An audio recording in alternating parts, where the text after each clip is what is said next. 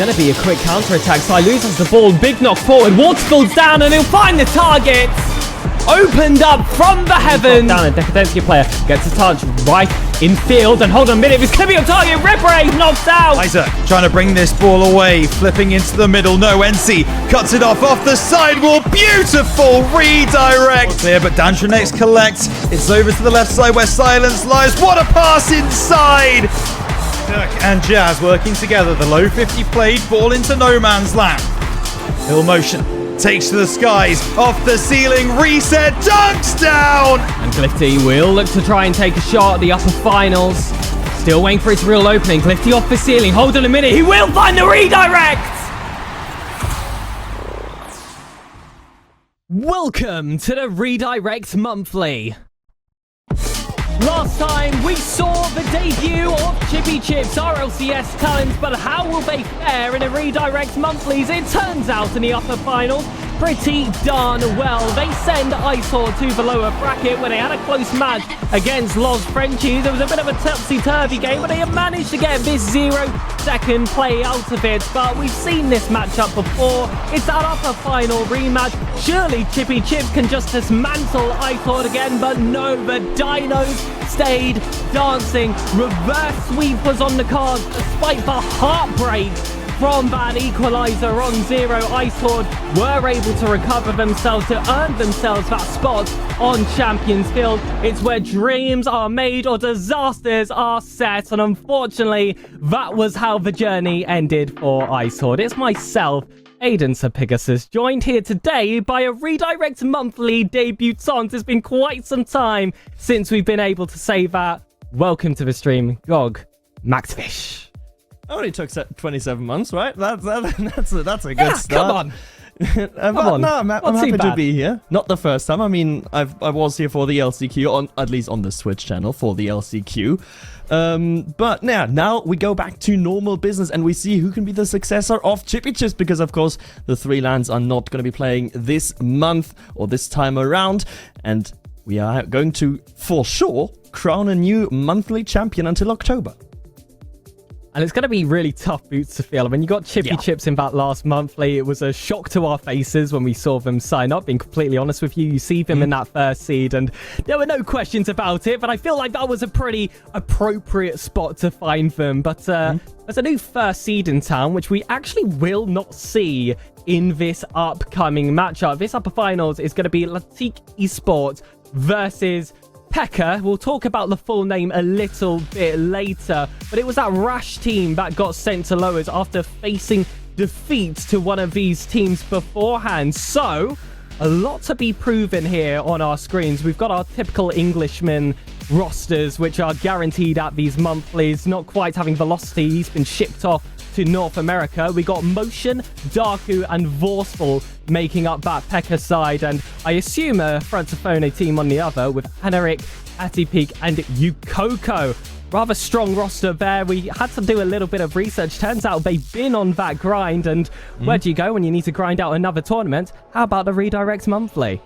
Well, especially given that last weekend they were in Nice in France playing at a LAN and actually winning a LAN that was not entirely free to win. There was Moxie was there teaming with Sizen and Tomio, so that's definitely a very strong roster they beat. And also like the sort of French bubble came out to Nice last week as well, so definitely a team L'Antique on the rise. And I mean, Ukoko, Anarik, Atipik, they've got some decent results in there as well. Anarik in the LCQ top 32. But of course, on the other side, the Englishmen, they are a much more known quantity. Motion, Darku, top 16 regulars, if they play in Europe in the RLCS, I would say. Vorsful there or thereabouts. So it's going to be a bit of an uphill battle here, Aiden, but we all know about the strength of the Frenchies. They are not to be underestimated, especially now that we go to best of fives.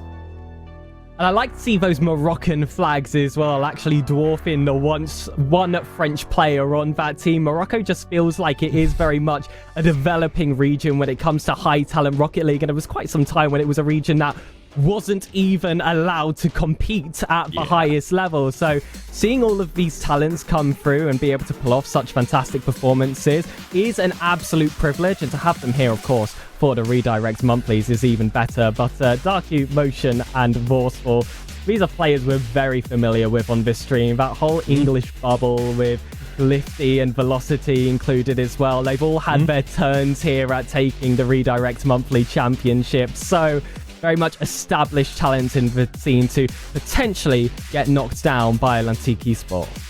Let's find out, shall we? Let's get this upper bracket final on the road. It's Pekka against Lantique Esport, coming out of, well, Morocco, France. Let's still call them Francophones. That is or Francophiles, rather. That is for sure our number 2 seed against our number 4 seed. Let's have it. And it is for that spot in the grand finals with that first game as your advantage. It made the difference in the previous Redirect Monthly. You could say that it was decided by this very first series we see on our screens. But without further ado, ladies and gentlemen, we have kickoff. It wouldn't be a Redirect Monthly, it wouldn't be a Rocket League event, honest to God, if the players didn't have some shenanigans with their names. But before we speak about that, we have to speak about Darku finding the back of the net within 10 seconds. Well, he's a multi-time champion of the Redirect Monthly, so I feel like that dot is very much a fitting name at the end of his Darku tag. First goal in their favour, and this is a little bit what I was expecting here when we first got into this game. Seeing Pekka immediately establish themselves, they kept themselves warm, whilst there was that little bit of delay as well to get this first series underway. They take these really seriously, and even though they rotate their rosters constantly, even though there are a few streamers on that roster, I don't see them ever bring one up when it comes to this tournament. Though here, Hakimi with the strike, maybe he'll earn himself a Ballon d'Or. Well, if Hakimi truly were playing, that would be very interesting indeed. But it's, of course, Anorik on the side of Lantique, sporting the name of one of Morocco's most famous international footballers, Achraf Hakimi. One of the graduates, one of the many talented graduates of the Bundesliga, especially Borussia Dortmund, in the past 5 to 10 years. Let's see if we can really get up to that Ballon d'Or moniker. One goal's going to certainly help in that regard, but here comes Darku once again. Darku is going to prove one bit better.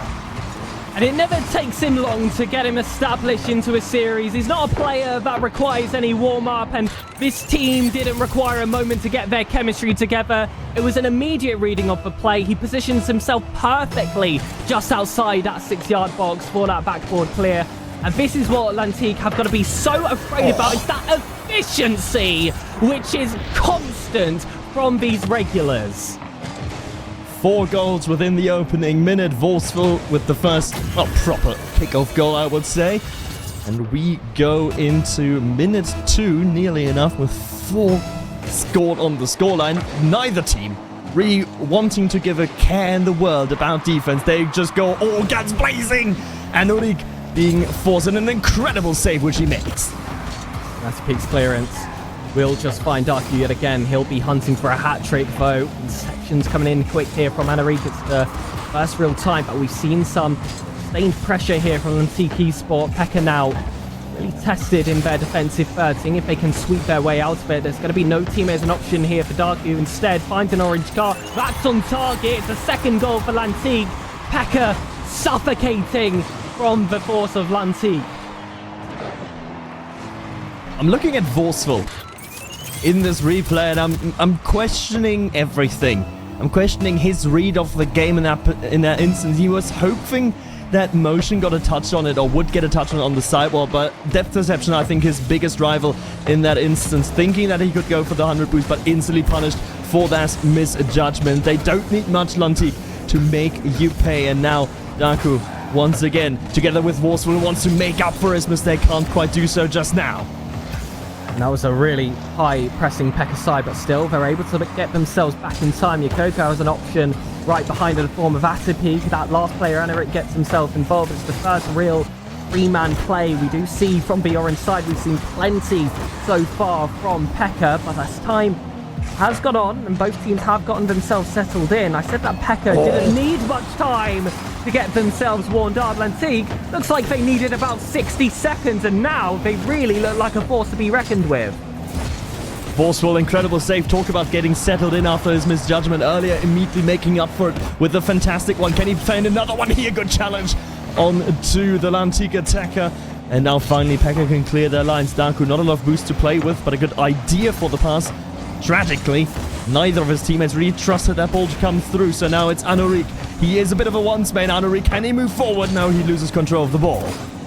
And doesn't this look familiar? Defending that halfway line's an orange car, as if it was the back of their own net. Yokoko keeps this ball flowing. You see demos being thrown out against them. pekka are all bunched up into that corner as well. They're looking to separate that space. In fact, that demo is actually going to go more to their side. Motion finds it in. Darku doesn't get on the end of it, and that feels like a wasteful chance from a team. Just 2 minutes gone, Georg. I was calling them efficient. I mean, the open net miss, it happens, right? Probably he was surprised himself. Had low boost as well. That's not something to sort of understate and forget. But pekka really making them work for it here in this game one. As you mentioned earlier, it's sort of a thing of Antique just not being present for the first minute of game, but ever since the timer has counted down from 3 minutes 59, they've been bang on it. And pekka is really struggling now. Vorsul trying for the drop down. It's saved away by Peak. And this is going to be a little bit of whiplash for the blue side, but it looks like for the most part they have been able to shake themselves off. You're seeing them start to take a little bit more time and pleasure with that ball. They're looking at those front three men. They're not just smacking it right at them like they were beforehand, keeping that second man close this time. They are able to force out a double commit. Darku keeps his ball forward. It's dangerous in the box, but ultimately Lantique know they can play calm, go for these low 50s, just run down this game, and surely those counter-attacking chances will come, especially when you've got a team so aggressive as pekka. But the dummy should have come out for motion instead. He's left flailing back in defense, and possession's all Lantique. Lantique having to go the length of the pit, failing to do so. Motion. Perfect game read, picking out the pass to his own back corner there from Yukoko.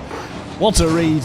And then the open net begs, and he will answer the call. pekka, a 2-goal lead, 38 seconds left on the clock. This is a much more stable affair for them now. This is a much more strong position for them to play off of. Now they can really maintain control of this game. They may be looking for a fifth regardless of that. Darku pops it up high to himself. Can Motion come in? No, Darku's going to go solo all the way. Motion's going to make it dangerous even more so, but Oswald struggling to put it between the sticks.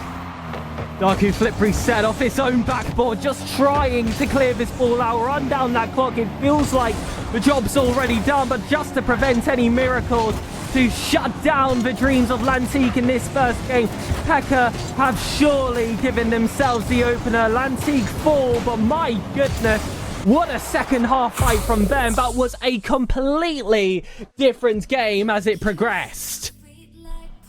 That was perhaps one of the most hot or cold affairs I think I've seen in an opening game. Like, we all know, right, where, and we've all seen it before, where one team comes in incredibly hot, but pekka cooled off so quickly, and it had to do with the opposite rise of Antique. As I said before, after sort of that first opening minute, Antique was just there. They were bang on it. They had the reads, they had the confidence, they had the team plays. And then again, Antique lost it in that final minute. And again, it was pekka who was able to drive a bit more of the control. So this is very much a series, I feel like, Aiden, that could go back and forth, back and forth. That metronome just is going to keep on swinging. That was evident, even when it was 3-2 in that last game and Lantique had all the pressure. pekka got that fourth goal, and you were talking about the insurance that gave them. I felt like they needed that goal. If it wasn't them, it felt like it was going to be Lantique. I don't think there is a reality out there where 6 goals wasn't that final result. Of course, push to 7 if Lantique were able to equalise. This is going to be one of those game dynamics where, sure, it's going to be a close game, and I feel like that has a history of some people thinking, you know, it's going to be a bit more close, it's going to stay in the centre, is a little less scoring when you got into that second half when everyone had really warmed in. I don't think it's going to be like that at all. Even if these scorelines stay close, even if they do stay low, it's going to be shot after shot. Defense is going to have to be on their best behavior. And it's going to be those moments of madness or magic to make the difference. Here's a bit of magic from Dark Kubo. Thumbing it in for you. That's an own goal if I looked at it correctly. Let's check it again. I think Yukoko own goal it. No, he did not. Ooh, I stand corrected. It was close. It was close. Very close, but he did not. Daku, in fact, got the double tap himself, and quite a nice double tap, if I do say so myself. 4 seconds in, Pekka once again taking the lead here in game number 2, much as they have done in game 1. So definitely early starters. Hot off the block are the English, perhaps due to the copious amount of teas ingested before the series started. Oh, I missed out on mine, unfortunately. Got to the call time. I would have been much better equipped for a game of this caliber. I need that extra bit of caffeine. Daku looks like he's chocked full of it with the amount of energy that he's played with quick out the gates. I mean, as soon as that first game bell really ran, to be fair to him, after Peak takes it to the corner, Lantique themselves have certainly woken up. Yukoko leaves this one down for Anaric, and that backboard hit was just too high to read on the second. That's one you just got to get on target on first attempt. Good stuff though from Antique, not letting the lead escalate as they have done in game number 1. This is a much closer one, as you said before, Aiden. Antique certainly trying to put it forward and trying to exert a lot of the pressure. There's Anaric going for the side. We can see that pass coming a mile away, and Anaric does not disappoint. Just a reminder, what stream are we on, my good friend? That would be Redirect, I believe, my good friend. Redirect. Yeah. Funny that. Anyways. I don't see the similarities, quite frankly. No, maybe a little bit later. I'm still waiting. Cool. You know, can't waste the call too early. I mean, we know what these players are capable of. They could do a little bit better than that, but it was nice. That was nicer. Oh, we're just ramping up. This is first series of the day. We can't peak here. We might be, though, because this series has been fantastic. What a shot placement from Motion. Jesus. Right next to the post. It couldn't have been more at the post. And at the same time, it needed to be this hard. The shot was just exactly what was needed from it. It was perfect for the opportunity given to him. And again, Antique struggling with the kickoffs of Pekka. The Englishman having better chemistry, as it seems, at the moment here in these opening phases. Once again, Henrik's going up high motion to collect, though, and now he's on his lonesome. Doesn't have anyone to support. He's going to use 12 boost. There comes Forceful, 0 boost, but still a dream. And Darku pops that one high. He had plenty of boost of attack. I'm not sure how much I appreciate that option. Still, the counter comes quick from Lantique. And I mentioned it before this game began. You have to be on your best behavior. You cannot make the slightest of mistakes, because that quick counter came so fast, blink and you'll miss it type action. We are 4 goals into this game with only 2 minutes gone. And I feel like that's got potential to double at this rate. Daku's going to be kicking himself that he didn't get that demo on Anaric, and then Anaric actually getting the redirect as well into the goal. Beautiful little work there from him, twice on the trot now with redirect goals scored here in the upper final, and this team's going to need a lot more of those where they come from. Forceful trying with the musty flick over Yukoko, not going to make any contact. And with halftime looming, neither team really establishing a lot of pressure. Neither team really establishing control over the series. It is a back and forth. It is an open visor affair. Daku trying to punch his way through. Motion to the back. Well, that's a smart idea, but Anaric had it read. Fair play to Lantique, and the defense so good at siphoning off those balls to the corner. Pekka can have all the possession they like, but if they can't find that central space, we're going to be waiting a little longer for that winner. Daku's going to take this opportunity to try and find it inside. And as soon as we have a player there, immediately wiped off the pitch. Daku's still sitting on 0, keeping himself available for his fallen teammate. Motion's got to pop it high, and again, they're stuck in this 3v2 situation. Possessions away from them. Where's the advantage? Double commit on that backboard. Might as well call it a 3v2 again, but is one Forceful going to be enough on the backboard? Not for Anaric. Atapeak takes it high. A flip reset as well to catch the player underneath, and the save will not be enough. Outnumbered in every single area of the pitch, Lantique have come to play. It's the close margins that lead to the first lead here for Lantique. One close margin miss from Motion. The save was made, but the clear was lacking. And therefore, the open net has been converted again, though the kickoff, the Achilles heel thus far for this Antique side. Going to be survived for now again. Another opportunity there for Anaric, but this was lacking. This was not Ballon d'Or worthy just now. Absolutely not. Motion, though, might just win the Puskas. Instead, Forceful will take it for the double. There's a team bump as well from Lantique. That's uncharacteristic from what we've seen for the rest of the game, but it will go unpunished. They did it in the safest area they could do so, having that third man behind them as well to pick up from those pieces. pekka and the ball that is going to be tough to turn on as well, but Anaric will keep this high, and I mean, it's very similar to what we saw in the second half of game one. It's constant attack here, but some of them losing that extra bit of substance that we know these players are capable of. A partial credit, of course, to the defense as well, because if you're making saves like that, is perfection even enough anymore? And they're trying to run disruption, they're trying to run interception, they're trying to run the bump plays, but they will not, for the life of them, be able to score that fourth goal without a bit of magic. Maybe Anaric can supply. It's a beautiful pass down. Forceful or low boost gets one dunk. Darku gets the second, but boost at a premium here for the pekka defense. A little bit loose though of Lantique. pekka able to clear their lines for now. Motion intercepting the redirect before it even comes to it. pekka have the liberties of boost here, and a demo as well is really going to shut down Lantique. There's an attempt there for a bump from one of the players, doesn't quite land, so it is going to go out wide to Motion. They are reaching that 0-second point. The ground is truly lava. This clearance could shut down their chances, but they couldn't land the 50 in time. We've seen pekka do it before. We had 2 0-second goals in the last monthly, but this is 27. The numbers change, and as do the dynamics. We are back to an equal series. Oh boy. Oh boy. This is a scrumptious one. I think that is safe to say after 2 games played, and Antique being able to force their way back into the series. Next game winner's going to take match point, but I'm a little bit worried if I'm looking at the stats here, Aiden, for pekka. This is a bit woeful. Or underwhelming, rather. Woeful is maybe a little bit too hard, but underwhelming.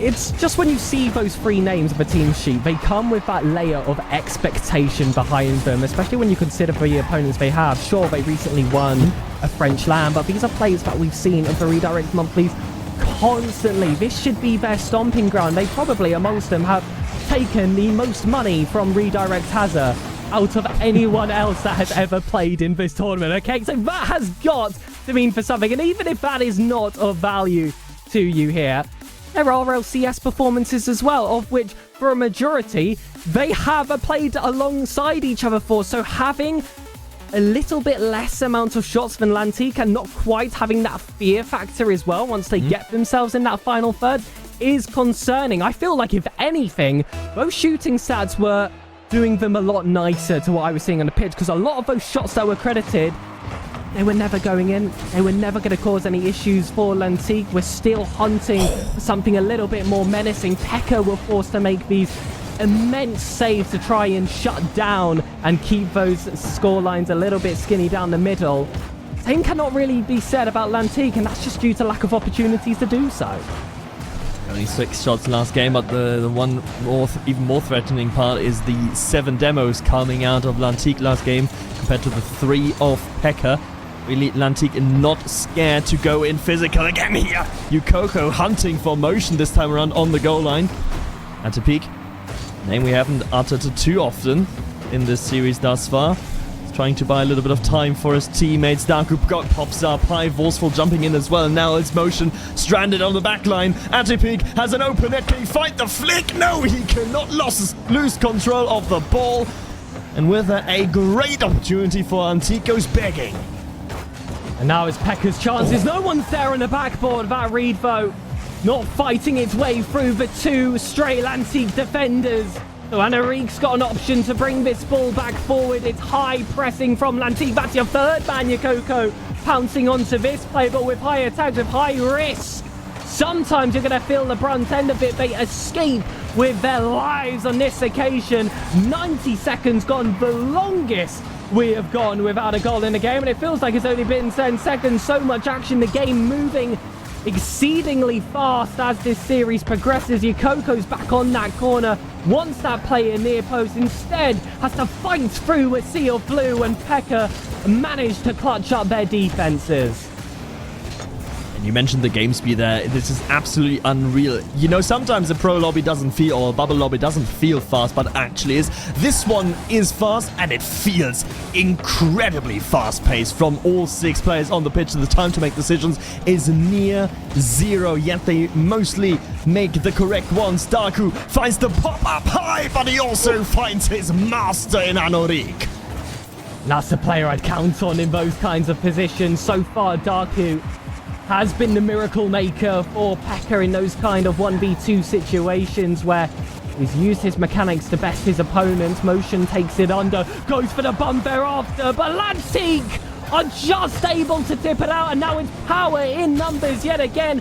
Boost counts are low, bumps do not land. Anorik is final man. Motion's 50 though, he's just going to have to abandon from, and that boost economy has increasingly become such a defining factor for what is possible in a lot of these attacks. You've got to have that aggression off the ball, and Lantik for the most part have dominated in that regard. That's how they're able to counter so quick in comparison, because from that play, that should have been game, set and match, but here they are now with an attack of their own, a decent amount of boost behind them, and it struggles for pekka. Struggle Town has been reached, but also, I believe, has been equally as quickly deserted for pekka, who are looking much, much stronger, passing the eye test, for me at least, in game number 3. His motion floats down from the ceiling, finds Darku on the right wing. Yukoko has got something to say about that pass, wants the opponents to try a little bit harder for their team plays. Vorsful up high together with motion, but again, an antique defender is right positioned where they need to be. How can they do now in offense with the passing plays? They're going to find each other. No, they're not. Again, both teams struggling to find the final accuracy in the opposing third. Find the way through. Great demolition there from Anorik onto Darku, but it's going to be dangerous still. Atipeak forced into an amazing save. Motion bumped away. Yukoko, Lantik need to slow this down. Lantik need to take control of the ship. They are steering right now. They are in very, very hot waters. Absolutely, and those tides are looking unruly. That's why you see both teams playing so fast. That's why you've seen so many hashed opportunities as well. They're not taking that care on the ball, but now with a bit of space in the air, Vorsful will find the strike. Potentially the only one of the game. Will this goal be golden? Lantik have 35 seconds. Change it. And Darku poses a question, the question being, how does your own medicine taste? What a demolition, an impact demo, quite literally, from the Englishman. As Antique nearly even up the scoreline here after the kickoff, they might as well still do so. Motion and challenged immediately by Anorik. Motion again trying to stay in the play at any means possible. Anti-Peak finds the mid boost, now is 100 to play with. Darku is already up, is already pre-jumped and gets a touch on the ball. Last 10 seconds running. And Lantik are in the perfect position if they want to get that late equalizer, but Vorsful might just be able to walk this one home. It could have been a final victory lap if there was a little bit more boost of attack, but those bumps, the defining factor in game 2, might be the decider in the third. The sidewall will not be enough. The fireworks do not stop being blown off. Your game 3's over, but who's to say we won't get a game 5 at this rate? It's another extremely close matchup. It was that low-scoring affair that I alluded to could happen between these two teams, where there were constant shots through and through. I believe that's a total of 13 for pekka in this instance, who certainly heard our cries in between the break. pekka showing once again that one game doesn't dictate the entire series. Of course, 1 from 13, or scoring only 1 from 13, not ideal, and I think pekka would be the first ones to tell you that, but they're just happy that they won this one. In the end, they had the pressure, they passed the eye test, and they were reformed, I would say, from their performance in Game 2. So, now they are on match point. Antique facing the drop into the lower bracket where their opponents are already set. It's going to be RASH sitting in the lower bracket. That's Sheila, Smashy, and Bibaba. And that's not a team I'd like to face, if I'm honest. That's not a team I'd like to play in the grand finals with that game advantage should that opportunity come for either one of these sides. Frankly, I'm surprised that RASH are even in the losers bracket in the first place. So as soon as I saw this team sign up, I saw Smashy join the redirect server, I was like, that is going to be a problem. A problem for a little bit later in the broadcast. Who gets sent to those piranhas waiting below first could be decided in these next 5 minutes if Pekka are able to brush themselves up, but it's never that easy in the upper finals. Is that a kickoff goal for Lantique? What am I seeing here? What are we witnessing? Are we flipping the script here around? Usually it was Pekka with the kickoff supremacy, but not anymore. Antique find a good one themselves. And they are sure to try and double up here. Antique into the corner, gets a bump out of the way. This one spills into the center. Motion recovers though quickly enough, rotates in and avoids danger for the Pekka net for now. I'm curious what effects this will have on the Pekka team as they play the rest of this game, because there was only one goal to decide Game 3, so they know that there's a potential that this game could really well be shut down for the next 4 minutes and 30 seconds. Will this lead to a braver offense from Pekka? So far, that certainly looks like the case. There was a ceiling pass down and a backboard play which didn't quite reach that third man to break past Lantique, but this is where the creativity comes through, and these three players are excellent at that. But Antique know how to keep it simple. Drop down, power in numbers, a demo comes out, we're not bothered, because there's only one other man on the ball, and you've decided to have a mother's meeting on the backboard. That's really a problem. If the PTA is going to convene, it shouldn't convene at the same point on the pitch. Unfortunately here for Pekka, it did. The backboard well defended, the infield criminally deserted by the English. And so the French-Moroccan force of Lantique can double up, and what can they do here? Defensively now, Yukoko to the side. Vorsful looking for the 1 in 100 redirect. Can't quite find the touch on the ball, and now Yukoko is going to force that one down the length of the pitch. Pekka's going to have to rebuild from their own back line as Antique looks to the center, but cannot find anyone of an orange color. And there wasn't too much threat actually there in that offense. It felt very corner to corner. It's allowed Pekka to stock up their boost and build up this counter strike, but it feels like they might fall into that same trap of being stuck in the corners. Those bumps though could change things. What a passing play from Pekka! Darku with the flip reset, and everyone knows that's got to be respected. Dummy from Motion, dummy from Darku. The paths opened up here for Vorsful. The lead is immediately cut in half, and now Lantique will have to feel the wrath of a Pekka team with a symbiotic relationship amongst the three. Oh, what a stop on the goal line there from Darku to keep the deficit at just one, but the danger's not over yet. This one sports directly in front of the face of net, but Vorsful in the end able to carry it out of danger. But that was a scary 10-15 seconds here for the Pekka defense. All their offensive work nearly undone in an instant as Antique once again soars through the skies. Vorsful and Darku, they're going to bump each other. They're going to block each other. Yukoko can't convert. Oh, and that's when you'll regret if you can't score off the second chance. That was a little less unfortunate. A fantastic save from Darku. But how will he chase this with zero? Motion will fill in the gap instead. And this is Pekka at full force. These three players able to cover every angle. They're not double committing nearly as much as they were earlier in the series. And it was all ignited from that early goal from Lantique. I said that would force a little bit of extra energy out of Pekka, and it certainly had. This offense is certainly not done yet. Darku's back with that flip reset. That was a catalyst to get their previous goal. This time, however, it'll just have to be a portion of that build-up. Heavy touches from Lantique yet again. Darku in the perfect position to pounce, but ultimately, it's too much too early. The two players behind him are deep. There's no offloading option. That had to come a little bit later. And now Lantique with a taste of what they've seen before. Outnumbered, but a one-man was enough. Defense from Lantique standing incredibly strong. Not wavering in the face of instant and oppressive pressure.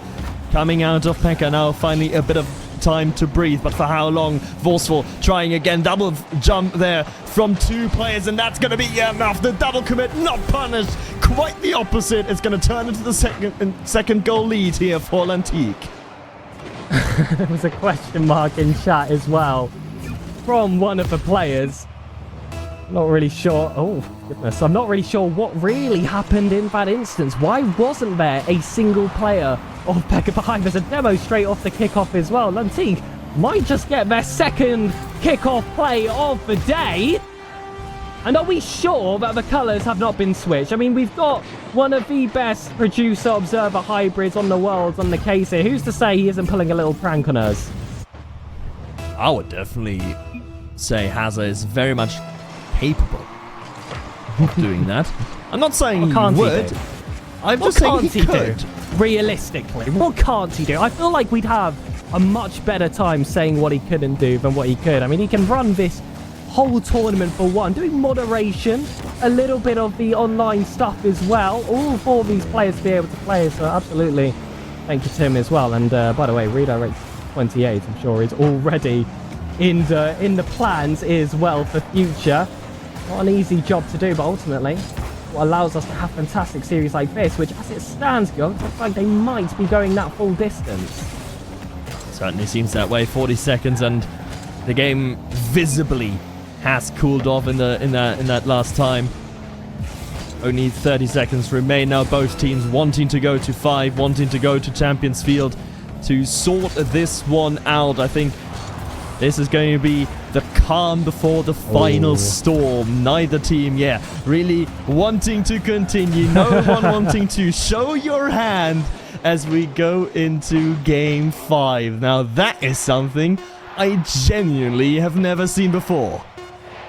And we spoke a little bit about this off air, about the newly added measures that if you do leave one of these games early, you do actually get a 2-monthly long ban. Now, that rule was originally put in place for players that leave early, you know, when the series is lost, Georg. I've never seen it mid-series. I'm not sure if there's a rule in the rulebook for this. This is absolutely fascinating. I mean, they were getting absolutely decimated in that game, if we were being completely honest here. Lantique just unlocked a new force behind them. The bumps were stronger, and pekka, I mean, they can talk about how their opponents were playing here, but it very much felt like they beat themselves. They allowed all this space. They allowed themselves to be run out of the park. I mean, look at these replays. It's just misposition, followed by misposition, followed by misposition. It was all very much summed up by that first play where you saw 2 pekka players on that backboard when they had already themselves gotten the demo. They'd earned themselves the advantage and just completely threw it away with positioning. So yeah, let's see if they can fix that positioning, because again, it's sort of like the hot or cold of the series, right? Where it was sort of similar to Game 1, where the middle minutes, I would call them, were much in favor of Antique, because they just positioned better. They had better speed because of their positioning. They had more pressure because of their positioning. But now finally they converted numerically on that positioning. And let's see if Lantique can do it one more time. It's Champions Field, Game 5. pekka will be looking to build themselves back up in Game 3. It looked like they'd gotten that chemistry together. Every play was through a second or third player this time, however. They fall in that Game 4 to, I mean, a complete opposite scenario. But when Champions Field looms and you've got the team in the loser's bracket that realistically either one of these players are very capable of dropping to, this makes this a much more vital game to play. Of course, this is a game that guarantees yourself a share of that prize pool as well. They are able to get themselves on top. £100, of course, in every monthly is the prize money, everything to play for. Only grand finalists get a piece of the cake. First time, it feels like, in ages. We've not seen a kickoff goal in the opening minute between these two, and Pekka is struggling to find a way out of their blue half. There's the first dangerous shot and forceful being forced and an amazing save. Gets it off the cross, but the counter-attack is running. And Enrique nearly beaten, but not quite.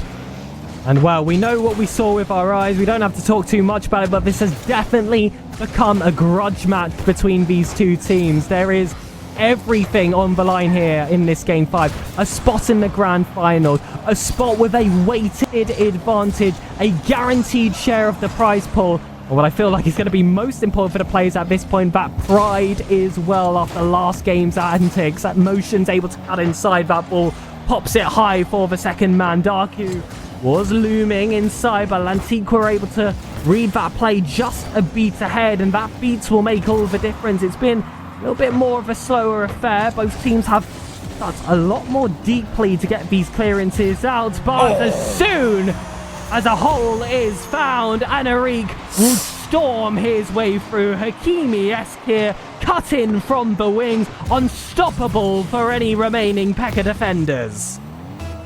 But it all started with a crucial mistake in communication from Pekka. Motion and Darku in the midfield. There was a cut from Darku to the sidewall, which even allowed Enrique in the first place to get a hold of the ball. That was the essence of this opening goal. A mistake from Pekka, maybe one here again. No, this time everything clean in defense from the English. And now we've got 2 minutes 40 to run from behind. Yukoko offloads that one right to Enrique, trying to keep the ball in their own possession, trying to keep the ball under their own control. Darko tries to pop it up high, but cannot, for the life of him, find the touch necessary, so has to settle for just continuing the pressure, which is eventually broken anyway by Lantique. Shot against every piece of woodwork, but in the end, it finds its way in. Ding ding, your shot is done. Atty Pig had a completely open net after that challenge from Darku, which had me wincing when I saw it, but it felt like it was forced in that position where his two teammates went all out in that last attack. But 2 goals down against Lantique, you know how quickly that can ramp up. It might just do immediately, but Darku does get that immediate block. Has teammates inside, both of them are up. Motion no longer has that second man option. Darku, who's in the least favourable position, has been forced to challenge. And now Yukoko has backboard, has the read, has a teammate, but Pekka have the read as well.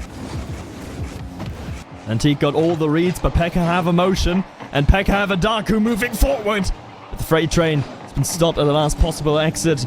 So Yukoko's now surely going to be looking for the demo, but can't quite do so. Darku in between himself and the goal and himself. And with that, Pekka, the one big problem for them here in Game 5 is awareness, and that awareness of especially where your teammate is positioned. We've talked about it at length before here, Aiden, but Pekka, really, that is their big weakness.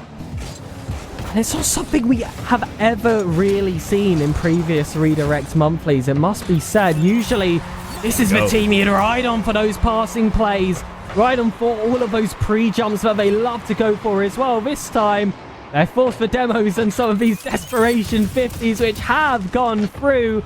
This could light the fire. 68 seconds, truly the final chance here on Champions Field to get yourself that weighted lead, and that's a kickoff favouring Pekka. Quick reads needed here from Lantique, and they pass with flying colours. Atty Pig, Route 1 Rocket League against the Brits. That's an interesting strategy. Let's see if it will yield any fruit. Sukoko goes to the skies and nearly drops in. It's going to be dangerous nonetheless, and as far away from his own goal as they possibly can keep it for Lantique. 40 seconds squeaky bum time here. Darku pops it back to Motion, takes control, tries to win the 50 in the corner, but is only going to find his master in the Antique defender. 30 seconds to go. Still, though, possession crucially for Pekka. Forceful. He's got to have 2 teammates inside now. Both of them challenge. And Darku was available. Motion can go for that first ball, but now Darku cuts back inside. It's not as favourable as the spot. They've got to go for these awkward angle shots, and they're not going to have the power behind it that they'd like. 10 seconds to go. Slight double commit from Lantique. Darku has full boost, but he's also got 2 plays. He's got a break pass, and Yokoko has not given up on that play. This ball surely hits the ground, and it's a fantastic week of Rocket League for Lantique Esport, who return to a grand final spot. What they could do on LAN last weekend in Nice, they will do here as well online. They banish the Englishmen into the lower bracket, where they will face one of their own countrymen. But pekka, really, it came apart with this opening goal here that we've just seen from Anrik. The bump in the midfield to disable any sort of progress. And then it was ATP quickly with a second goal to give them a bit of insurance, which even that last one couldn't clear away. So, Lantique Esport win a thrilling upper final. And it feels like pekka really need to gain their cool before that losers final, because it did feel like, it must be said here, Gog, they lost their head a little bit later into that series. They were getting it all together towards the middle. They had a fantastic start in that game 1 as well, but as soon as they started to derail, it was complete disaster. Game 4 was game 4. We don't need to repeat what happened there, but game 5, still, that was just Lantique completely playing them out the park. And if they have a rematch in the grand final, should pekka be able to pull off that win against RASH in the lowers, they need to come out with a completely different game plan. Actually, I'm not even sure if it's a game plan, just a different mindset. Otherwise, they might very well get swept in that grand finals. It might not be as close as Lantique allowed it earlier in this series. Yeah, and for that, we first have to reach the grand finals, which of course means taking a dip to the lower bracket, which we shall do right after this break.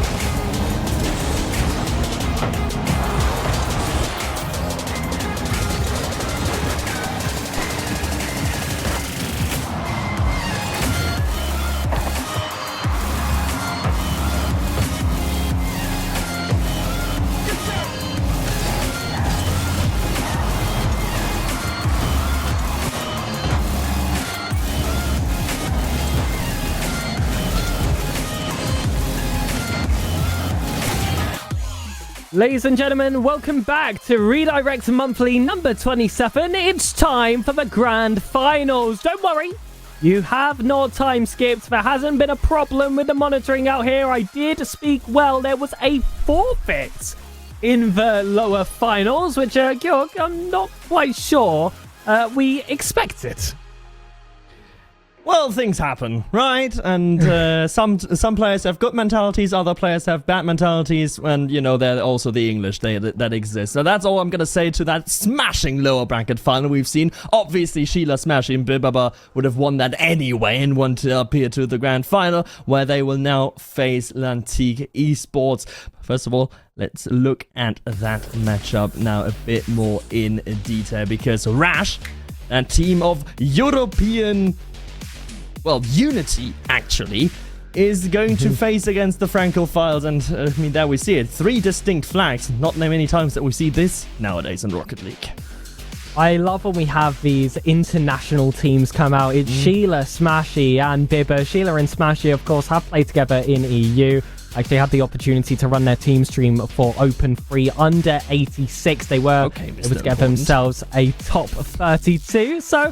I got some experience with these players, Gog. I'll be honest with you. There will be no bias here whatsoever, because they're going to have a tough time taking down, I guess you could say, the new French-speaking kids on the block. Enric, Atipik, and Yakoko, off the back of a LAN victory, will also have themselves that 1 game advantage in this final best of 7.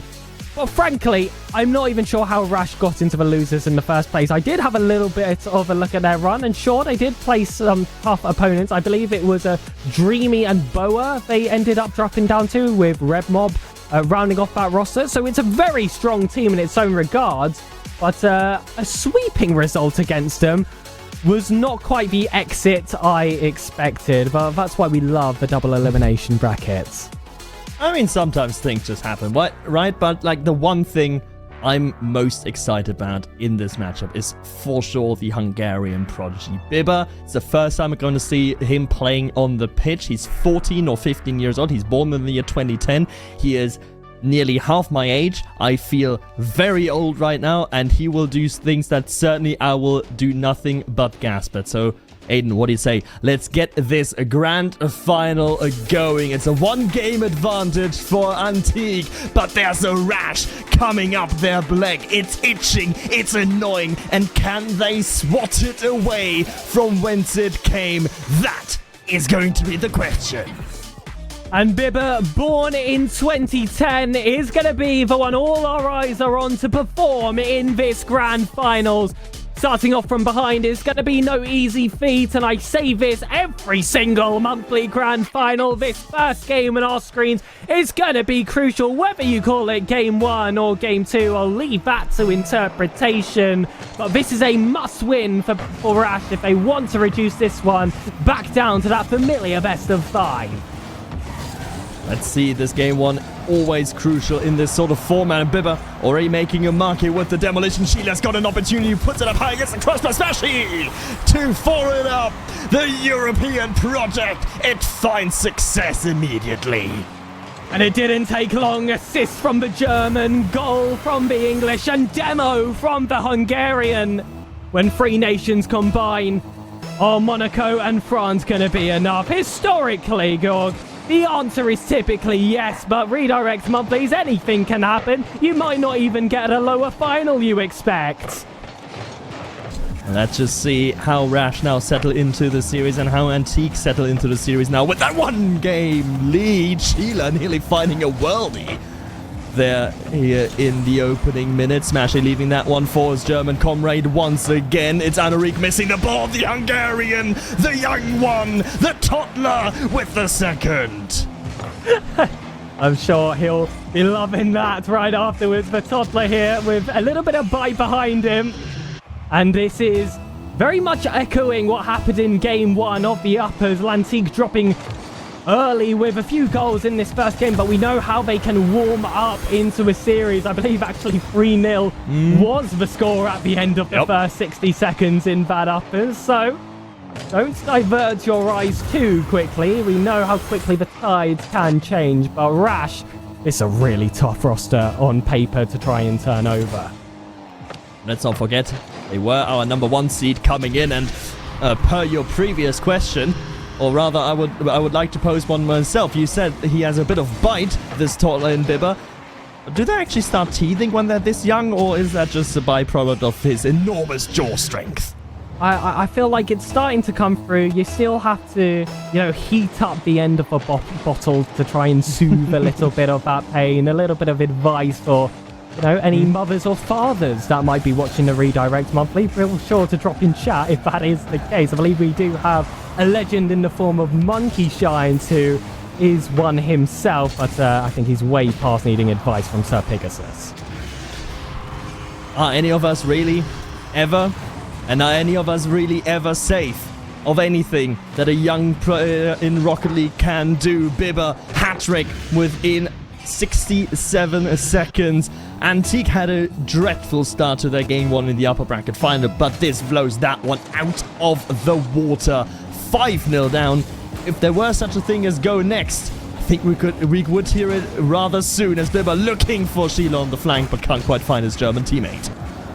Flashy with a flip reset, one of the most mechanical Englishmen to exist in the Rocket League space at the moment, and I feel like that could stretch out to Europeans. He's so creative when he's given that boost in time. He's had a bit of coaching as well from the likes of Nordic Vidane before at getting himself that space, using his mechanics and his teammates a lot more often, and ever since, been a completely different player. So far it's been too much for Lentique.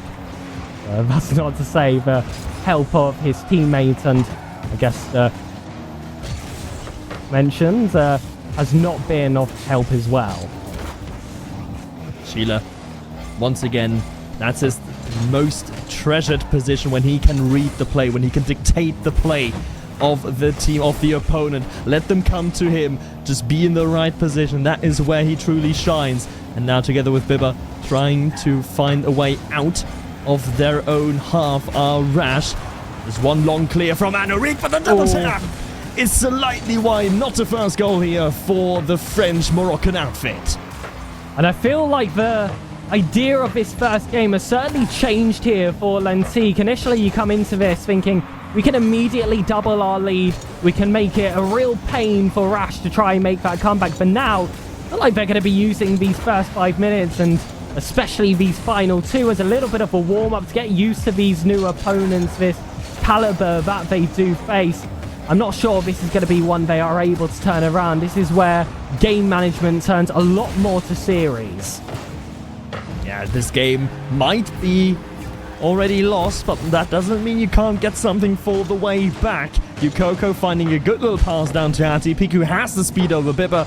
And then it is, in the end, not Ashraf Hakimi, but of course Anorik that will convert on that goal. 1-5, still 4-goal deficit, but sort of along the threshold, Pegasus, that 30 seconds per goal isn't utopian to ask for. No, it's absolutely not, especially if they can pick themselves a bit of momentum, and they have done. A lovely little jump here from Manari, completely beats Sheila, manages to keep control, and despite being challenged in the air, it felt like they had acres. That was graceful to get them into this series. Very graceful indeed. Let's see if they can defend. No, this is not graceful. This is just hit it with a hammer and hope from RASH. 6 goals, half a dozen now after the kickoff. And that is a momentum stopper from Smashy and Sheila. Nothing graceful about RASH. Just smashed the ball into the back of the net, caused as much issues as possible against Lentique. And it's very much Lentique being on the receiving ends of things they inflicted onto their opponents in the game beforehand. They were the team with all the demos. They were the team with all the pressure, holding them back, constricting, suffocating their opponents. Now it's going to be them that are going to be looking to lift their heads above the waters and try and gasp for air, because it is 7-2, and we're close to a trip to Spain to complete what has been quite a wider European affair. And I've noticed one thing, Bibber, 4 shots, 4 goals. Perfect execution whenever he gets the opportunity in his opponent's box. certainly not to be underestimated. It's going to be 5 from 5. The young Hungarian indeed takes up to a trip. I don't think any of us are fans of La Bestia Negra, but nonetheless, I hate to be Antique right now. I really do. This is not how you want to start what's meant to be your big week of Rocket League. 2 grand finals wins in a row. You come in this first game, you've been sent to Barcelona. No lands there, unfortunately. And you just want to try and pick up a bit of stride. It felt like they had that with those last 2 goals. That momentum's been broken now by the goals of RASH, by the goals of Bibba. And this is going to be a really tough game to turn over. They had the mentality to keep themselves fighting that last game, where we mustn't forget match point was against them heading into game 4, but still they were able to push that one all the way to 5. So if there were any of those upper final teams to find themselves in this position, I feel like we've got the right one to fight back, but Smashy has a really good job at hushing his opponents. That's a lovely pass from Sheila as well. Chef's kiss. Flip it and ship it. Down to the drains of social media. Good goal there from RASH, but now this is, of course, everything just showboating. I think Lantique mentally checked out after that 6th goal went in. That sort of stopped their momentum on a proposed comeback. And now it's just let it be over with. Let the time sink down into the ether. And let's try again in that next one. There's going to be one for the road here for you, Coco, but it's not going to change much, except maybe give us a new redirect goal record. I don't know where that sits at the moment, but 12 certainly is a good shout. It's close. I feel like we've had a bit more than this. I think we have had a double-digit scoreline. I could be incorrect, but we do here as well. We do here as well, and this is one of my favourite scorelines in the game, where you have to see the fonts actually shift for it as well in the overlay. Shout out to Lander for making this possible. This one won't leak out the sides, but Antique's defense certainly has. And what do, Dog, if you're in this position? I mean, you do manage for a roster. Would you be having words of this kind of position, waiting for that game 2? What would you be saying to them? What kind of leadership would you expect from one of these players as well?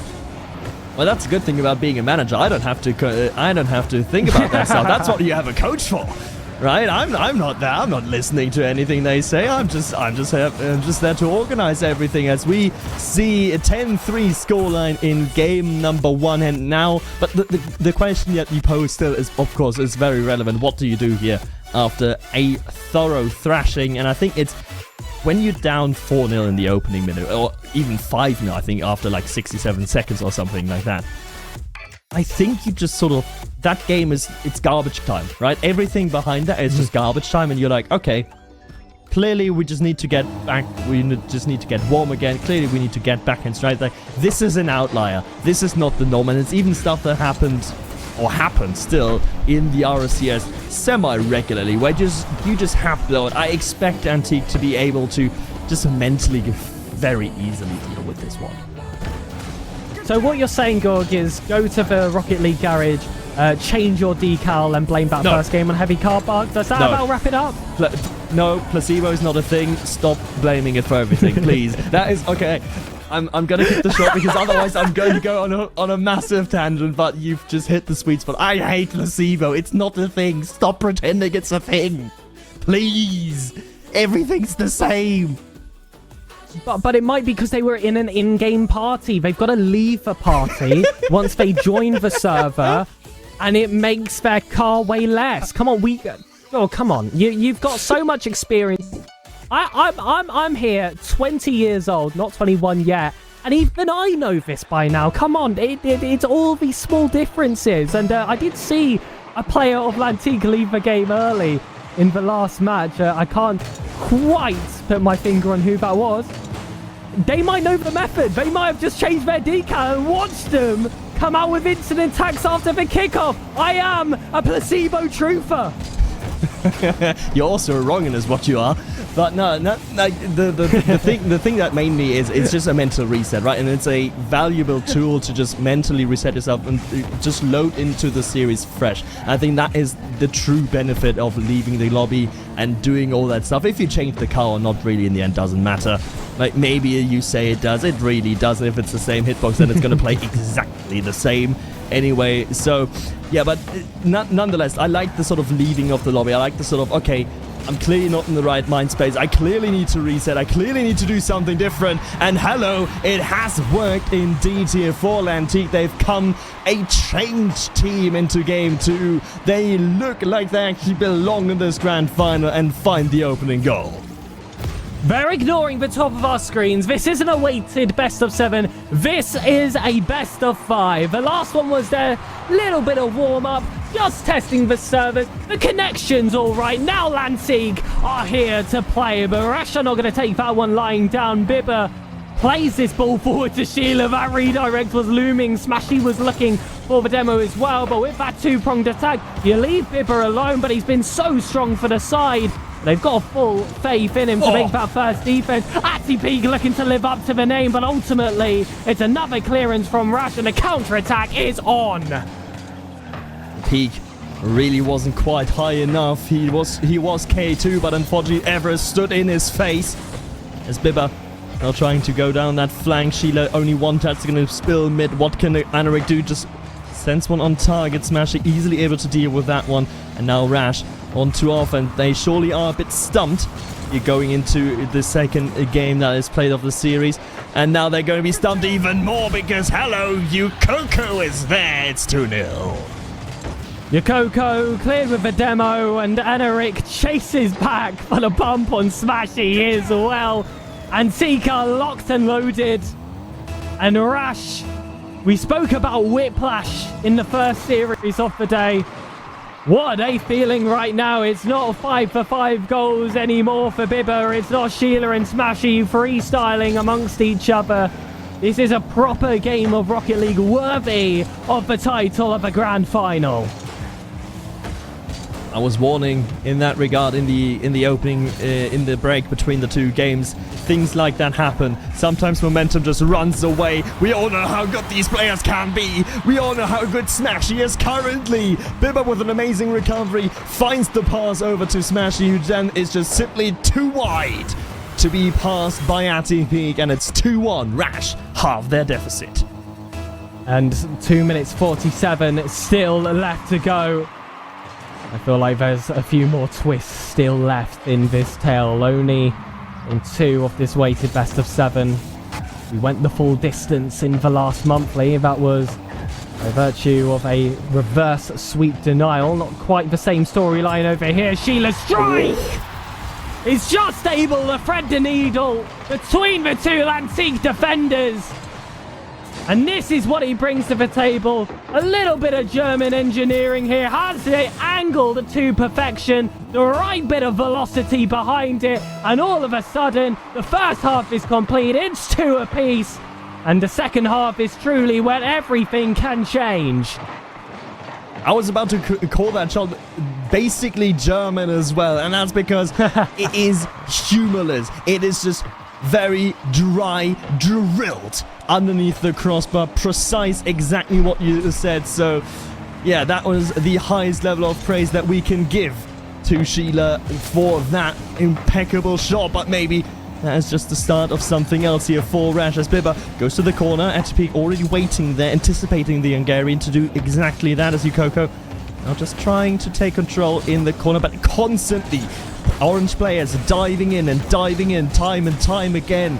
Antique unable to clear the ball away from the corner. Finally the pass into the infield. Smashy up high. Boost a problem. Boost a premium for Antique. It will come to bite them in the form of the young Hungarian.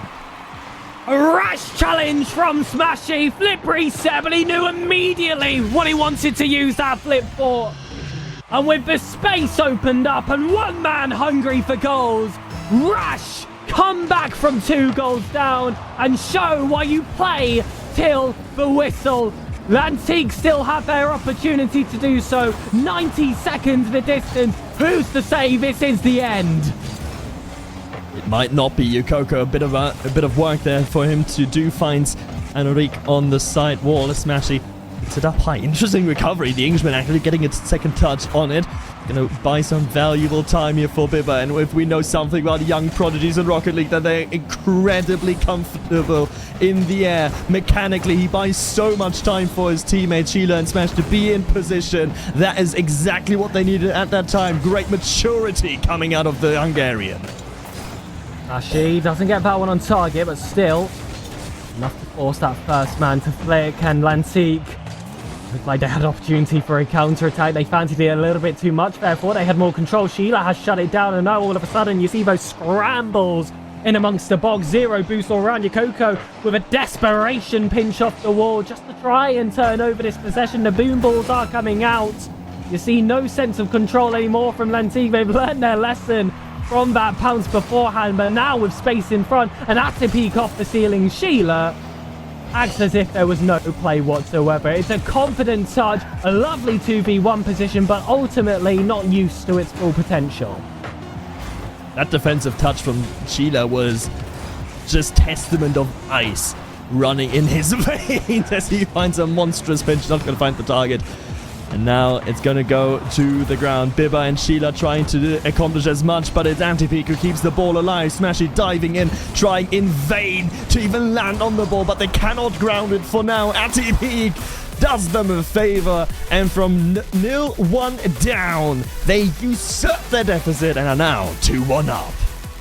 Unbelievable from RASH, but when you see these three players come together, this is something you just have to expect. If you're Lantique, there's not going to be a second of this grand final where you can get comfortable. Even if they're 3-2 in the series score, up with 1 minute left on the clock in that final game, they can't get comfortable. RASH always have another gear they can go up to. They're like a 16-wheeler with the amount they've got available to them, and Lantique have to be able to keep up. We spoke about this team having a fair bit of experience.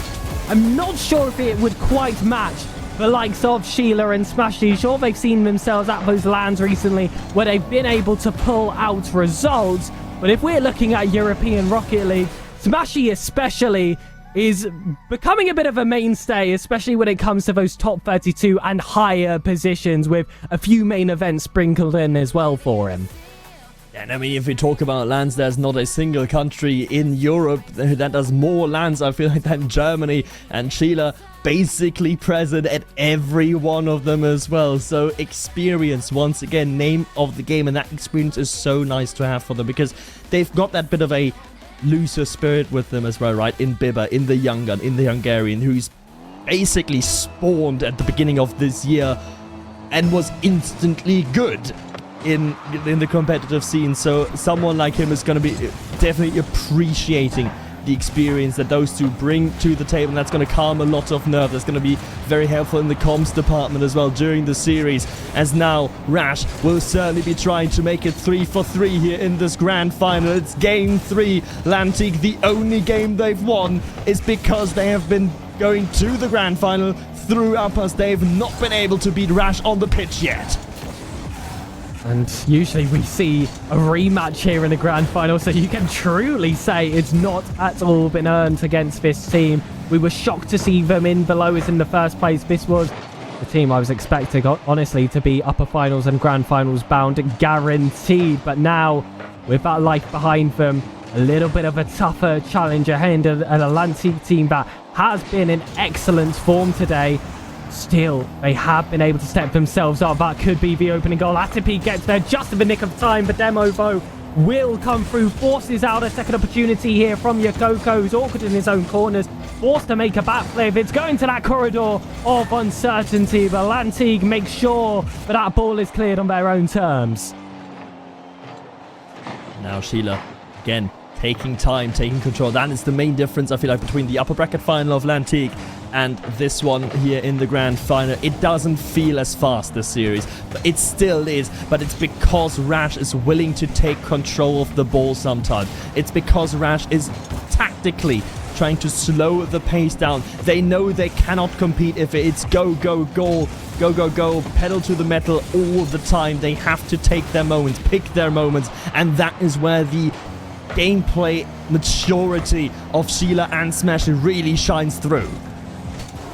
Coco throws this ball high. It's going to be Anaric there with the read off the ceiling. 2 players commit of RASH as well. That ball necessarily in the danger area. They can get away with that one, but now they've got to chase back fast. At a peak though. Looks like he might be having a few connection issues there. He's sat turtled on RASH's half. He's been able to recover himself. Thank goodness. That's not how you want to see a goal conceded in the grand finals. Back to regular 3v3s. Everyone's back in position, though RASH, despite not having any disconnects, did have me a bit concerned with two of the team that were not as organised here. Still, have some presence in that blue half. Shut down fast, back and forth action, but very much staying to the wings. And now Bibba has got Sheila in support. What can he do? Goes for the reset, goes up high, can't get it quite over. Anti-peak bump, still looking for, but not connected onto Ukoko either. With Antique able to clear their lines out of their own defensive half. It is still 0-0 here. Come 2 minutes to go. Smashy, the backboard will be defended. He sees it a little bit too late, and Ukoko gladly accepts that gift of a pass to him and immediately transitions down the length of the field. This is back-to-backs now. The midfield basically is non-existent. Still 0-0. Unbelievable compared to the other games we've seen today, and Smashy thought he was just getting a 50. He could have struck for glory if he could see in the future. A bump could create it. What a save from Atapeak. Bibba's shut down. The counter-attack comes through. That is 2 clear-cut opportunities for RASH gone wayward. On arrive for now, but still pressure maintained here by RASH. Ukoko in control of it now. Smashy already pre-jump, forcing Ukoko into the dribble, and Bibba ultimately ending that threat of the orange net. 69 seconds remain now here in this 4th game of the series. Can RASH actually put it to match point? That's going to be a long clear from Ukoko, but not as long given he's lacking boost. Bibba on the end of it. Smashy trying to fake out the challenge, but he's not going to get Anaric to bite. He's got a player inside there. This is a perfect opportunity to pull the trigger. That's a misfire from Ukoko. Played for the 100 boost instead. Still can keep this as an involved attack, but his 2 teammates have had to dart themselves to their own backboard. That's another double commit coming through. And I'm not sure if the player would have wanted on the ball until I saw that sidewall. Ukoko still pounces, but the opportunity doesn't come through. They're throwing everything against RASH, and it is not enough. A perfect game ends as a draw, but that just does not exist in this wonderful game of Rocket League. Someone must strike. Does it happen in regulation? It might, because space is opened up. The post denies. What am I watching? A criminal open net miss is what you're watching. That's for sure. Antique had everything served to them on the silver platter, but they just couldn't take the fork to eat it. It is overtime in game number 3. Well, I didn't expect us to be here with some of those opportunities. This is RASH's game to lose. Smashy doesn't land the double. Sheila's there on the follow, but that strike just did not have enough willy behind it. Could be better on second chance, but Sheila is calmly to the corner. I'm going to call that calculated with how the other 2 teammates were positioned. That could have been disastrous if the save of the counter came through. Bibba somehow almost made it happen. The toddler biting at the ankles of a Atlantique defense. Sheila's shot is saved. And this is a crucial counter-attacking opportunity, especially again with a double commit from RASH.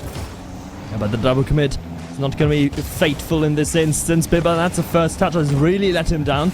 Smashy in a position to cover it up for his young prodigy of a teammate. Now Ukoko going up high. Ukoko with the reset mid. No one's watching the pass. The save is miraculous from Bibba.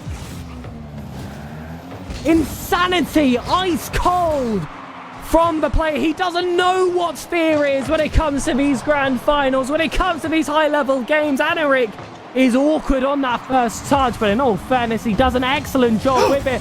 That bumpo is just a spanner in the works, and that 6-yard box is complete pandemonium. But Bibba will take the fake, will take his time, will find Sheila, and RASH somehow pull another game out the park. And it seemed that in the end, it was too much in close quarters. Antique discombobulated in their own box, in their own 6-yard box as well. And RASH take a victory that, honest to God, it is a deserved one. But given the open net that Antique missed in the dying stages of regular time, it is still a steal of a century. And, well, there's been 6 players on our screen here, Gog, so let's focus on one we haven't really spoken about much in this grand finals. Bibba was pretty darn good in that last game, wasn't he? I mean, a save in overtime off the goal line in an awkward position, then followed up in that OT with the time taken for that first touch. That was a difference between just RASH and Lantique. Honestly, even against RASH and pekka as well, that we saw in that upper finals, they would not be taking that time. They'd be booming the ball, but they're still by these little pockets of space. And well, we talk about experience a lot here on the desk about a lot of these players. That play requires chock full of it. And he was born in 2010. Yeah, he was born in 2010. What are we doing? Like that. How has this happened? Like. I'm pretty sure that save is going to be part of the highlight package. If not, Hazard, I'm now requesting it officially if that can be part of the highlight package. Because that was intuition mixed with perfect awareness. That save was redonkulous. Absolutely ridiculous. But going to the final game, perhaps of the series, Antique's not going to go down without a fight. Kickoff goal within the first 3 seconds. Well, this is not how you want your potential championship game to start. Smashy took that really wide on the kickoff after collecting that corner boost, and I know that my coaches have shouted at me on a few occasions to just turn towards net. Here at the highest level, they've got a bit more ambition than that. That one, though, will leave them in a deficit, and the game beforehand that was decided by 1 goal is going to cause them a little bit of concern in the back of their heads if they cannot score in regulation for the 2nd game in a row. Sheila puts this ball high, looks to create that opportunity to change the course of the series overall. It's a shot on, but an easy in and out save there from Peak will get themselves out of temporary danger. What a touch there defensively, and now a bit of disconnected positioning there on the side of RASH. Sheila not there where Smashy expected him to be to fire up a shot at the net. Now Sheila moving in, getting 1 touch, getting a 2nd touch to follow it up. Antique already up high, but that's going to spill into the center. Very dangerous game that Antique is playing defensively. Again, boxed into the owner, but they still have boost control for themselves, and that's a long clear, but Sheila is a long way back to make sure that doesn't spill into the back of the net. It's still staying at 1-0.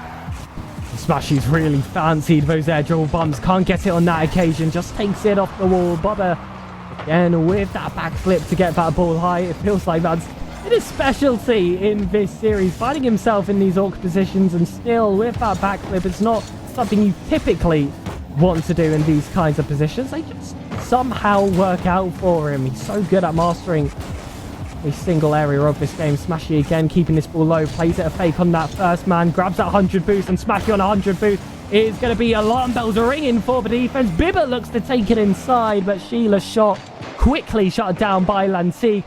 Anaric back on the ball with Yokoko right under, and that chase for the side boost won by Smashy as well is going to help nullify the blue-sided offense. Bibba double committing there with Sheila, so Smash has got a lot of work to do. Finds at least 1 clean beat, very dangerous one for the team of RASH, as they are indeed itching to find a way. That would perhaps it, but that shot from Sheila wayward. It's not going to find its mark. And again, RASH is going to have to try. Bibba will take control of it slowly but surely. Gets it past 1. Gets a good 50 against Anti-Peak. He's now going to try once again. That ball, though, dangerously spilling center. And Anaric is going to end up with getting the credit for the assist. It's Yukoko to punch it home. Antique up by 2. You can stop holding your breath now. The ball's gone in the back of the net, but it was a nervy portion. And ultimately, this has felt like a game where RASH have had a maturity of the opportunities, but a kickoff goal and 1 quick counter is all it's really taken for Lantique. It's about that efficiency about locking down your defense, and it's not too dissimilar to what we saw in that last game, where I actually do feel like RASH were the team with a majority of the offense that just could not find the back of the net. And oh my goodness, they've almost found their own. Luckily, they let the Hungarian do it instead. It saves them the embarrassment, but it certainly doesn't save their score sheet. It's squeaky bum time for the next 2 minutes. If Lantique fall, it's game over. Can we talk about the placement on the shot, please? Because I feel like that's underrated. He doesn't flip into it. He uses the bottom of his car, just getting himself a reset effectively with that shot to place it slowly behind the defenders. Perfect stuff there from Bibba again in the series. He's really coming alive together with Smashy and Sheila. All three players, in fact, playing really, really well in this series. And now Bibba is going to have to do a lot of work together with Smashy. Double commit. It's going to be dangerous here as Anuric comes in. Sheila finds one clearance. Anti-Peak already waiting on the midfield line. Yukoko is there for the redirect, but that's slightly high. Still, Yukoko turns around, but again, it is Smashy to find a way for RASH out of their own orange half.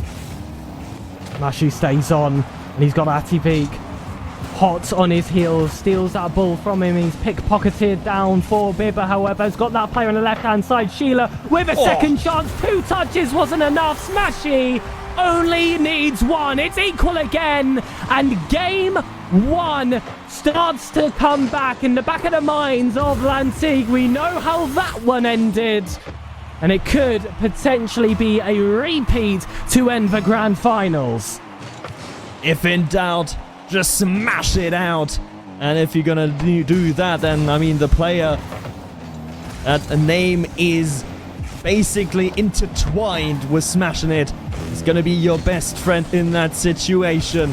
Smashy the Englishman to tie it up for RASH, and now on the other side Anuric can't find a way through Anti-Peak. Down low, finding Anuric, but the doink not connecting. 2 players now on RASH missing. Nurse slowly but surely showing, even though they are veterans, even though they are so experienced, they are not immune to it. But Sheila might be Manuel Neuer.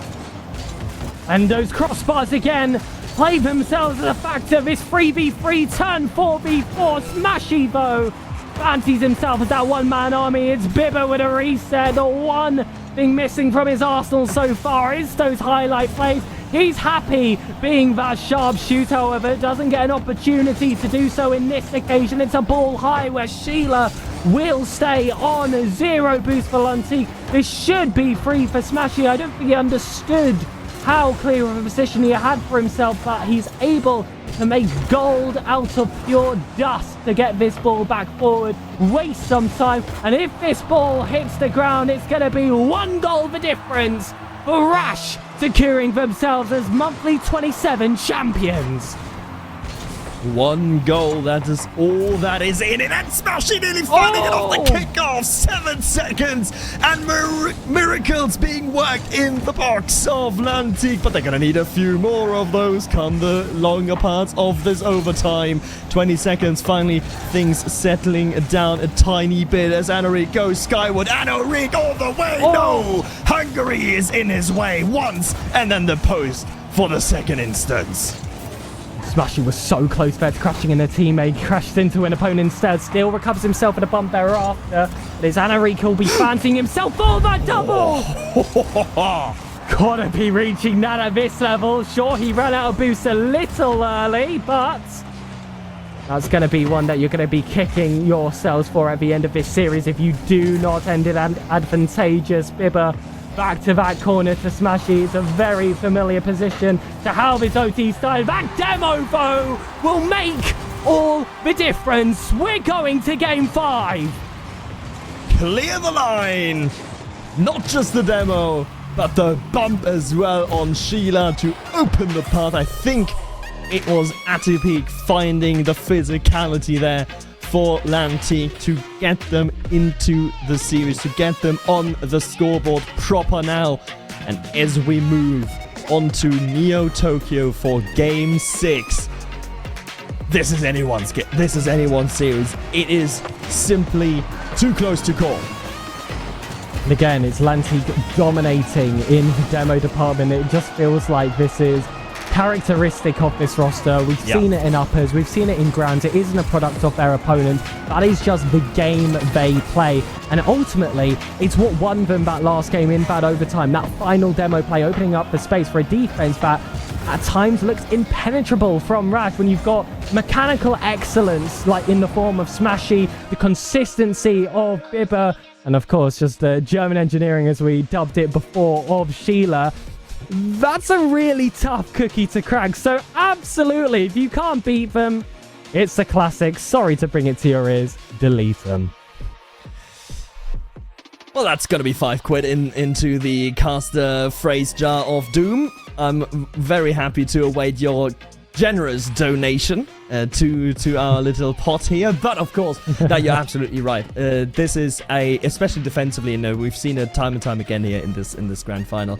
Sheila, Smashy, and Bibba, they, especially when they're asked for reaction saves on the goal line, they are second to none, especially here in the class of this Redirect Monthly. So yeah, you've got to get physical, you've got to get creative, and that creativity ultimately paying dividends for Antique, forcing themselves here onto Neo Tokyo. But of course, this is also the graveyard of dreams, so let's see if it can claim yet another victim.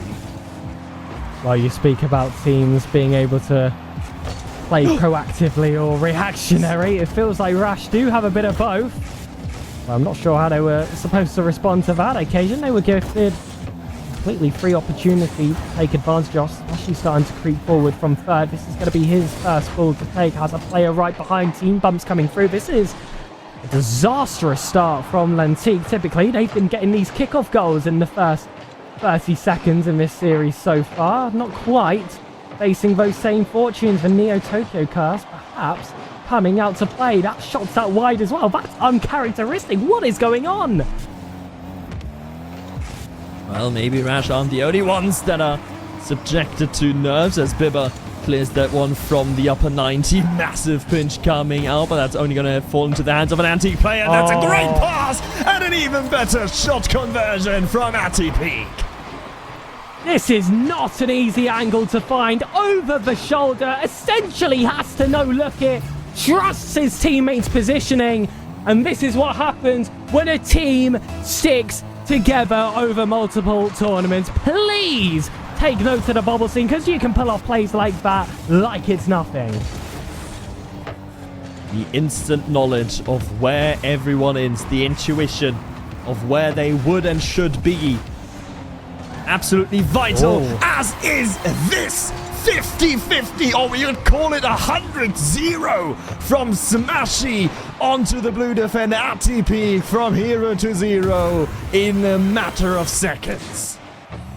Zero boost, zero problems for Smashy, and they can say that this game's just back underway, 0-0, a little bit less of time on the clock, and they can forget about their mistakes beforehand. RASH ultimately are the team in form. Lantique are the one that have only been able to win one game on the pitch. If this was a straight up best of 5, it would be over already. But that's what's funny about the grand finals, Gog. You get your extra chances, and Lantique will use it. This has quickly turned into the game of who can 50 it better. Anarig seeing Smashy's one earlier and saying, hang on, I'm gonna top that one with a pass down to his teammate through the 50-50. 2-1, lead reinstated by Lantique, and now Bibba questioned and asked to use momentum to actually just gain momentum. Smashy with the shot, that's going to be hitting the crossbar out. Unfortunately for RASH, a lapse of concentration defensively for Lantique will go unpunished for now. Oh, and Anareeks misread that one. That's dangerous, but Bibba doesn't quite read it himself. It's a mistake on both sides off the pitch, so ultimately, back to neutral play. The Coco couldn't get on the end of that one. Too little boost of a tank, mistimed his flip, to get that ball across. Smashy's going to be confident on his own backboard, and I must say, this has been the most out of width we have seen these two teams throughout the entirety of this grand finals, other than starts that Lantique gave themselves. Once we actually got into the proper beginning of this game, felt like both teams have had a few freaky moments. Those space opens up yet again. He has to go for those reads off the backboard, but he's so consistent. Oh, hello. Bibba will go for the redirect. Will that dip down enough? Crossbar denies, and that would have been a redirect for the ages to sum up number 27. That is, or would have been, a goal of the tournament for me if Bibba actually hit that one, because the speed at which the ball was coming at him was absolutely sublime. And yeah, Bibba, again, trying something. You said there he needed the highlight plays. How is that for a highlight? That's enough for me, taking a leaf out of his very teammate's book. Air dribble, bump, they dubbed it the unstoppable move a few years back. And when you have a player that can use it to its peak potential, it feels very close to that title. The Hungarian does it again. He's hungry for even more opportunity. Smashy keeps his ball down in the corner. And once that steam train starts puffing, RASH are a hard team to derail.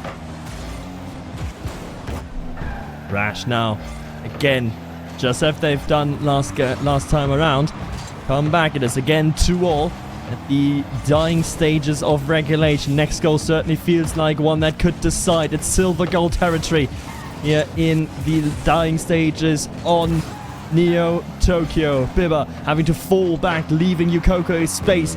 Come into the play. Smashy is gonna smash one out. Bibba looking for the reader, just being present there, forcing a challenge out of Yukoko defensively.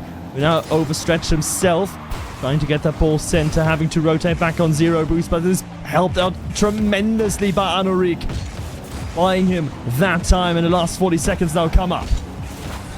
Actually, again, will pounce in that corner, and this ball is going to be a scary one to try and get a read off. He can make it easy. Anorik will have to get that clear, finds his teammate yet again, and it's these passing plays that have consistently got him them goals. Sheila's had to play patient. He was just patient enough to get this ball out to Smashy with a full tank. Early challenge by the first man, but fine, you got Smashy off the ball. How are you going to deal with Bibba? You don't. You let him pinch himself off the floor himself, but still 10 seconds left to go. And again, RASH with the opportunity to end the grand finals. Now they failed in their first chance. Lantique were able to step up, but again, it looks like our answers will come in golden goal. Golden goal again, Bibba. 1v1, Bibba! 1v none. Yukoko is able to get the save. Smashy, flip reset into the center. Sheila still waiting, still lurking there. Bibba coming in. The off-angle shot is good, but RTP recovers in time. Oh, but it's locked and loaded for Smashy. And the game ends now. Bibba with that awkward touch made the play all possible. The demo thereafter cleared it all for Smashy. And when he finds himself in those positions, box just outside the box, it is unstoppable for that final defender. That's a play who knows how to place them. And you said it before, Gorg, we're going to say it again. They call him Smashy for a reason. Congratulations to RASH, your redirect number 27 champions. And Bibba makes it 1-4-2 grand final appearances. 1 victory, 1 loss. That loss coming in monthly 14 in the grand final.